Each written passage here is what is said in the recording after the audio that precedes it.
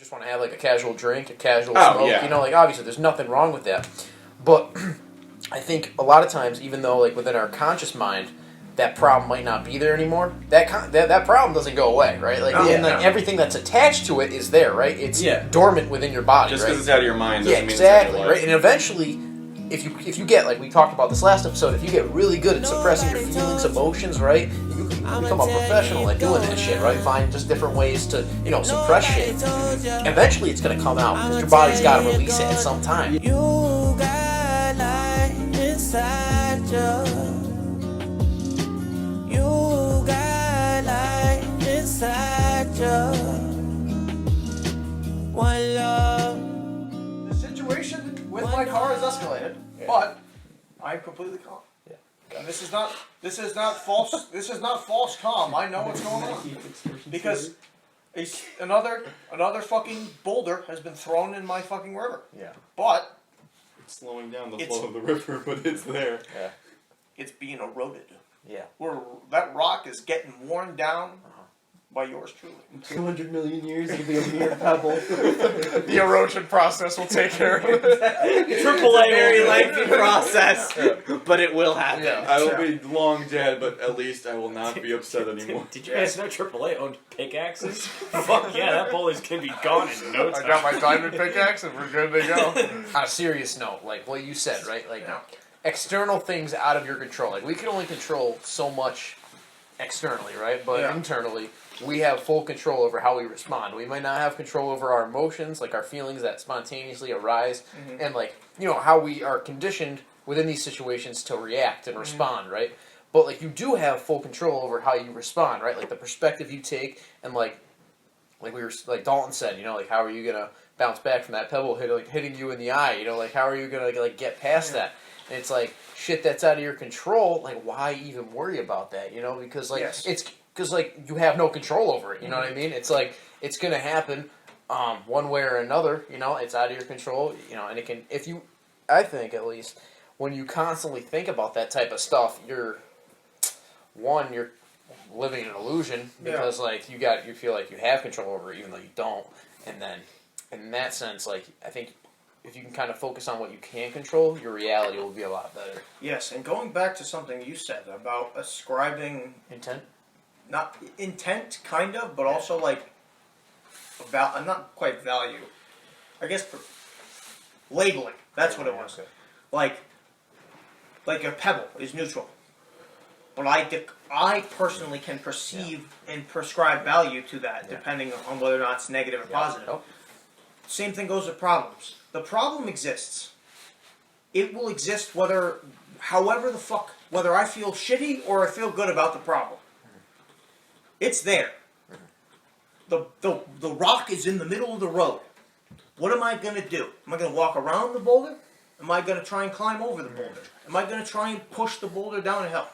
The boulder remains there. It's my reaction to the boulder that will dictate my path. Yeah.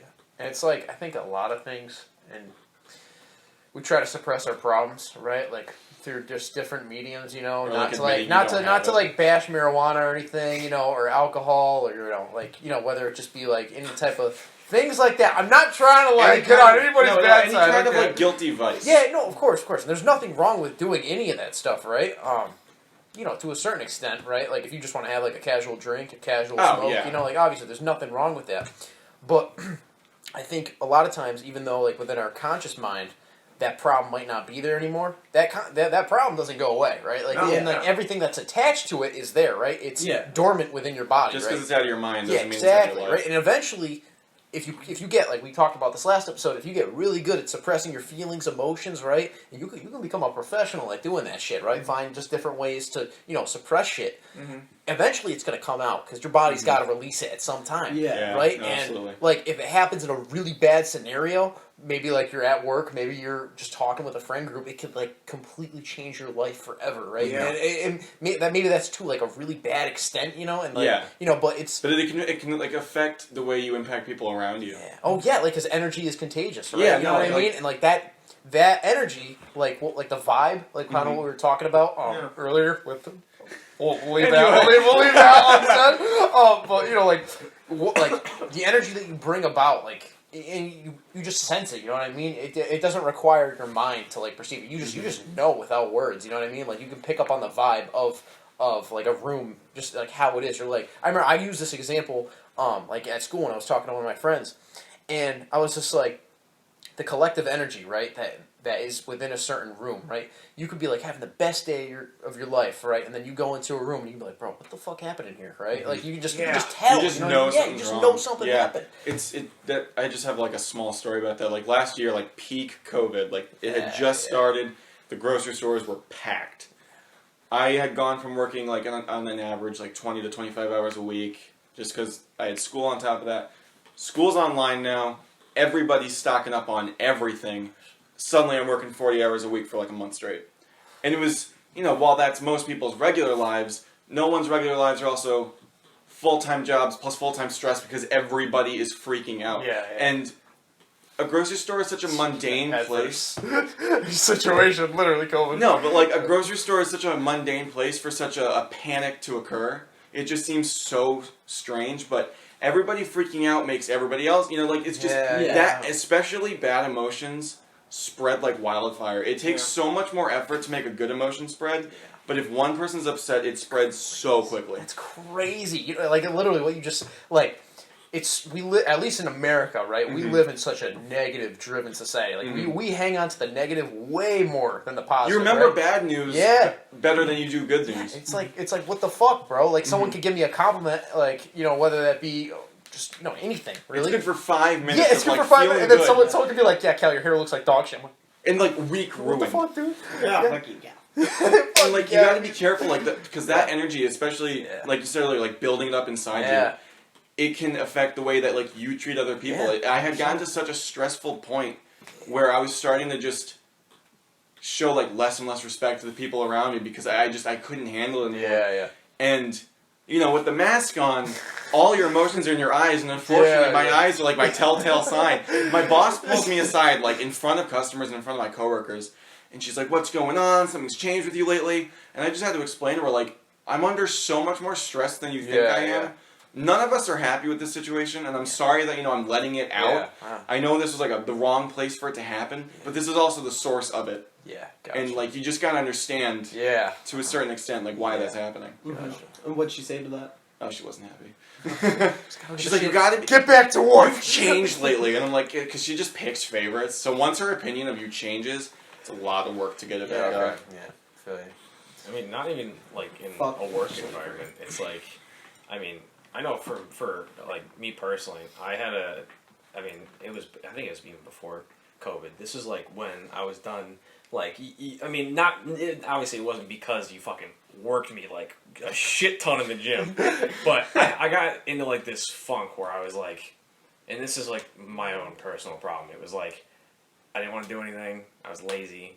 I was unmotivated, and I didn't deal with the problem. I suppressed everything that surrounded it. Yeah. So I was sitting around doing nothing. I gained probably 20, 25 pounds of not anything healthy. And I became like this different person because I was suppressing my emotions. Yeah, like, almost like cost your relationship, right? Yeah. It almost cost me like probably the one thing that's like been insanely good for me recently.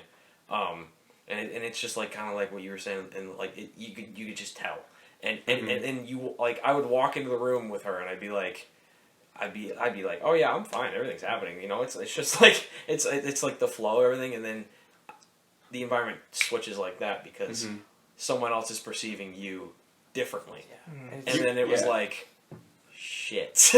You can read people that are like having a bad day way quicker than you can someone who's having a good day. Yeah, and I'm gonna add on to that, but like that, like for me, martial arts has really helped me understand people better in the weirdest way. Because like I was telling Cal about this in a previous episode, like that for me, like fighting is so intimate because every single like emotion they're feeling is portrayed through their fighting style, and how like I could tell when guys I was sparring with were just like, let's have fun, let's practice. We're here to get good, but we're also here to have a good time. And then you could tell when they were having shit days because they'd have their head down, they would not speak, they would have murder in their fucking eyes. And then they break your neck. It's horrible. Yeah, dude, I've only been to the ICU like five It's times. mostly I hate it when that happens. strangulation. The EMTs know me night. But no, it's the same thing. It's like Was Jerry angry? Yeah. doing that, like judo helped me pick, like, it's another weird source of wisdom. It helped me pick up on body language absurdly well. Yeah, So, like, that's a big. Yeah, like I think really quick note. Like I think it's like 90% of communications like nonverbal. Yeah, like yeah. so beyond Oh, words. You know what I absolutely. mean? So yeah. And I can't read any of I'm Nice. emotionally illiterate. Let's go. I'm just illiterate. I'm blind. I can't fucking see. But I don't know, like, that's, like, it's so big that it's like, it's a weird kind of, like, magnetic field of vibes, where it's like, whenever you meet someone, that's the first impression. No, But, absolutely. but then again, some people, like, a lot of people are afraid of that first fucking, like, that first impression. Because a lot of people, like, you know, I'm not going to say necessarily like me and you, because I'm sure everyone here falls victim to it. When we're meeting someone we perceive as, like, better than us, or, like, Oh, we want yeah, to get absolutely, something from, absolutely. Oh, God, yeah. we portray a fallacy. Yeah, yeah. But, like, when you're being Self-image. truly authentic, and you're speaking to someone who's not, that is, at least in my experience, you can kind of feel them turn in on themselves because you're kind of being out and being yourself, being extroverted. Yeah. But they're trying to be something they're not. But they see you being you, and it makes them feel less of themselves. Yeah. So they just keep turning it in. But that, once again, is probably stems from a root issue that they're not dealing with. Yeah, 100%. And like, yeah, the root issue of that is identifying with your thoughts, right? Because Oh, yeah. a thought comes into your mind, like, dude, oh my god, I'm nothing compared to, like, you know, Cole. His biceps are bigger than mine. You know what I mean? Like something like, I don't know. I say that every day, actually. You know what I mean? Though? It's like, no, I feel that like when I'm in the gym with like my cousin, right? I'm going to work out with him like this following Wednesday, and he's fucking he's peeled to the bone now, and I'm just like, and I, you know, I've been working out for a long time, but I know as soon as I get in the gym, I'm gonna be like, oh, this dude's gonna, at least within my own mind, I feel like he's just gonna be like, okay, Cal, here's how you lift weights, like, you know what I mean? Like, and like, I'm like, hey, jackass, I know how to lift weights. Like, no, I'm like, that's just like the type of scenario. And that here's run. 400 pounds. Hold it. Yeah, right? No, Oh, what? Static hold. yeah. But I Hold think this for me. no, but I think one thing that I wanted to bounce off Dalton, and I'm not going to get into specifics about it, but kind of like you cool if I talk about like your relationship. I remember like what you told me about it. At least. It's fine. Because I remember like literally going off that story of you. Like I said, you gained like 20-something pounds of just not proper muscle. Not muscle at all. Sorry, my mind. Bad 20 pounds way. of not good. It's not good. 20 pounds of detriment. Yeah, you said like, yeah, you like you said, you just had no motivation. You know, you were kind of just not consistent in the things you did, right? And I remember one time you told me, if you're cool with me saying this, you were just like, dude, I remember one time, it was like for a week. Keep it general. No, Your it self-care was was bad. not there, right? Yeah, self-care was out the window. okay, all My right. teeth, spot on. Okay, my bad. Showering though, I smelled like shit. Okay, dude. It was okay. bad. Yeah, but Oh, and then God. she was just like, I remember you told me this was like, I remember this like, you were like, she said, we might have to like go on a little break or something, you know, right? Maybe not that in that sense, but like It was not hurt, not bad, but like being like, we just have to get some space. And I remember you said to me, you were like, oh shit, I gotta get my act together, dude. Like like you said, that was like the one thing in your life that you're like not willing to lose. You know, like that's a priority. And kind of like to relate that in a general sense, it's like we could have these habits, we could have these behaviors that are so unconscious within us, right? But we do on such a regular basis, right? Whether it be your lifestyle, whether it be just the way you go about life. And like that's normal to you, right? And that's like that style that you go throughout your daily basis is just routine, right? And so you might not even question like what you're doing if it's wrong or right, you know. But someone from the outside looking in could be like, "Hey, dude, what are you doing? You know, like this is not the best. Look at yourself." And then you become aware of it, right? And that problem that they pointed out could be unexpected to you, and you'd be like, "Oh shit, dude, I got to get my act together." Kind of like in that sense, it's like what is so blindly obvious, right? Because you're It's unexpected things that you do to yourself, but that's why you don't expect it, because it's so subliminal. It's so back of your yeah. mind. Until someone points it out or anything. Yeah, exactly. 100%. Once someone like mentions like, oh, you have a problem, then you're like, oh, damn, I have a problem. I'm addicted to cocaine. No, like, Like, shit, it's probably Shit, dude. It's just No, I'm yeah, doing blow every 15 minutes on the minute. I had another it's like a small thing. I had like a couple people tell me like I was treating people like crap or something like that because I said like I like occasionally I would say like something that I thought was just like a general like, you know, it's funny or something. Yeah, like But it hits home for some people and it was like really sensitive. Yeah. And I didn't realize I was doing it because I got into this funk, like I said. And then someone pointed it out. I'm like, oh shit, really? And then I was like, I could see how I did that. Oh, It's I've like been in the the same boat. Yeah. Self-realization. You say things that are like fine with people you're more used to, but then like you say it around someone who's not expecting it, and you don't know like what their limits are. And I've definitely gone through that. Yeah. Yeah, but going back to the whole like funk thing, that my spiritual awakening came about via funk. Like it was a fucking like an unexpected circumstance that propelled me into a downward spiral. I fucking realized I had epilepsy for the first time, and then I was on medication, and the medication, I couldn't fucking sleep. I wasn't sleeping. I would like barely eat. I wouldn't shower in the morning because I wanted sleep. I didn't brush my teeth. I smelled like shit, and I would just not talk to people. I just went in on myself, and I was still fucking like, I still had like anger and negativity in me, but I didn't have an outlet for it yet. So it was just like, I just kept turning in and in on myself as much as like I could. Would go home, I wouldn't be happy. I'd go to school, I wouldn't be happy. The only place I was really like I was just numb when I went to judo, and like once again my fucking sensei saw where that was coming. But it's like, you know, he brought me out of that with just a fucking saying. Oh, nice.